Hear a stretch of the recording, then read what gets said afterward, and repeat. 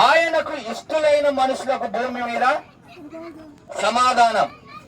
యేసు ప్రభువుని నమ్ముకున్నటువంటి వారి జీవితంలో సమాధానం ఉండాలి, నెమ్మది ఉండాలి. కానీ నేను నమ్ముకున్నాను అనేటువంటి వారి యొక్క జీవితాల్లో, వారి కుటుంబాల్లో నేడు చాలా మంది జీవితాల్లో నెమ్మది లేదు, సమాధానం లేదు. ఎందుకు లేదు అంటే దేవుని దూత చాలా స్పష్టంగా చెప్పినటువంటి మాట ఏంటంటే, ఈ భూమి మీద దేవునికి ఇష్టలైన మనుషులకు సమాధానం కలుగుతుంది. దేవునికి ఎలా ఉండాలా చెప్పండి, ఎలా ఉండాలా? దుష్టులుగా ఇష్టలుగా ఇష్టలుగా ఉండాలి. ఇంతకుముందు చెప్పిన కొద్దిమంది మాట్లాడుతున్నారు దుష్టులుగా. చాలా మంది నేడు దుష్టుని యొక్క ప్రవర్తనను కలిగి ఉంటున్నారు. దేవుని నమ్ముకున్నప్పటికీ, ప్రభువునందు విశ్వాసం ఉంచినప్పటికీ దేవునికి ఇష్టమైన జీవితం జీవించడం లేదు. దేవుని వాక్యం చాలా స్పష్టంగా చెప్తుంది, త్రాగుబోతులు, వ్యభిచారులు, దొంగలు, మోసగాళ్ళు, అబద్ధాన్ని ప్రేమించి జరిగించే వారందరూ కూడా అగ్నిగుండంలో నరహంతకులు, మీరందరూ కూడా నరకానికి వెళ్తారని చెప్తున్నారు. ఆ నరకం నుండి తప్పించడానికి యేసయ్య వచ్చాడు కనుక నువ్వు ఆ దేవుని యొక్క రాజ్యానికి వారసుడు కావాలంటే ముందు నువ్వు దేవునికి ఇష్టడుగా కావాలి. అంటే నమ్మిన తర్వాత నీ జీవితంలో ముఖ్యంగా త్రాగుడు, కొన్ని మత్తు పదార్థాలు కొద్దిమంది తింటా ఉంటారు, తాగుతా ఉంటారు. తాగుబోతుతనం తొలగిపోవాలి, వ్యభిచారం బంద్ కావాలి, మోసాలు బంద్ కావాలి. నమ్ముకోక ముందు నువ్వు అన్ని చేసి ఉండొచ్చు, కానీ యేసు ప్రభువు వారి సువార్త విన్న తర్వాత నీలో అది మార్పు చెందవలసి ఉంది. ఇతరులకు గొడవ చేస్తూ ఉంటారు, కొట్లాట చేస్తూ ఉంటారు. నేను నమ్ముకున్నానంటారు, వాళ్ళే జగడాలు చేయడానికి వెళ్తారు.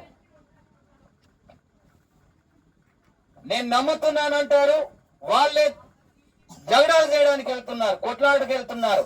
ఇలాంటి వారు అందరిని కూర్చి యేసు ప్రభువు వారు చెప్పినటువంటి మాటలు ఏంటంటే, మీరు దేవుని రాజ్యానికి వారసులు కాలేరు అన్నాడు.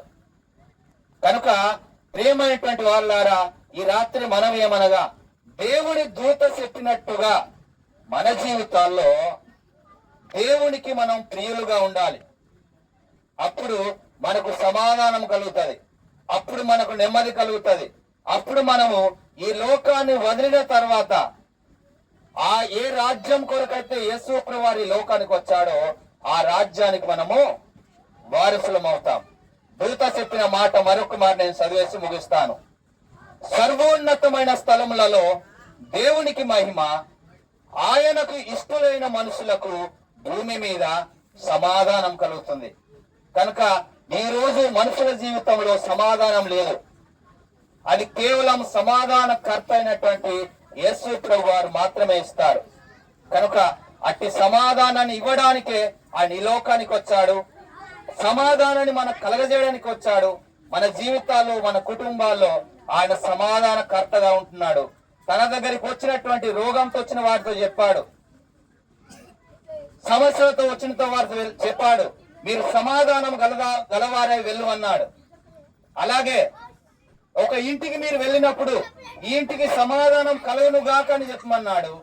అలా పలికినప్పుడు వారందరూ కూడా సమాధానాన్ని పొందుకున్నారు. అంటే గొడవలు లేని జీవితము, సుఖ సంతాలతో కూడినటువంటి జీవితము, నెమ్మదితో కూడినటువంటి జీవితము, సంతోషకరమైనటువంటి జీవితాన్ని దేవుడు ఇవ్వడం జరిగింది. కనుక అట్టి జీవితము మనందరం కలిగి ఉండాలి. నేడు మనము మనిషి జీవితం గమనిస్తే ఒక ఇంట్లో తల్లిదండ్రులకు ఒకే ఇంట్లో ఉంటారు, కానీ నెమ్మది ఉండదు. ఒకే తల్లికి, ఒకే తల్లిదండ్రులకు పుట్టిన అన్నదమ్ములు ఉంటారు, వారి మధ్యలో సమాధానం లేదు. భార్య భర్తల మధ్యలో సమాధానం లేదు. ఇందులో ముఖ్యంగా ప్రభువుని నమ్ముకున్న వారి జీవితాలను చూసినప్పుడు కూడా అలాగే ఉంటున్నాయి. కారణం ఏంటంటే ప్రభువుని నమ్ముకోనైతే నమ్ముకున్నారు, కానీ వారి జీవితంలో ప్రభువుకు చోటు లేదు. ఈ క్రిస్మస్ వేళలో కూడా క్రిస్మస్ చేస్తూ ఉంటాం, కానీ క్రీస్తుకు చోటు ఉండదు. మన జీవితంలో మనం ఎప్పుడైతే దేవునికి మొదటి స్థానం ఇస్తామో అప్పుడు మన జీవితాలు నెమ్మది సమాధానంతో నింపబడతాయి. సుఖ సంతోషంతో మనం గడుపుతాం.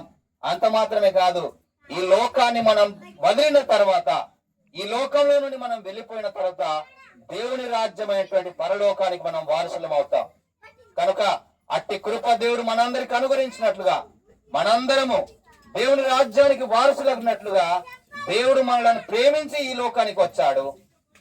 అట్టి ప్రేమను మనం పొందుకొని దేవుని రాజ్యానికి చేర్చబడాలని చెప్పేసి మనవి చేస్తూ, ఈ క్రిస్మస్ సందర్భంగా మీ అందరికీ క్రిస్మస్ శుభములు తెలియజేస్తూ ఈ నా పాటలు నేను ముగిస్తున్నాను. దేవుడు మిమ్మల్ని దీవించి ఆశీర్వదించును గాక. హ్యాపీ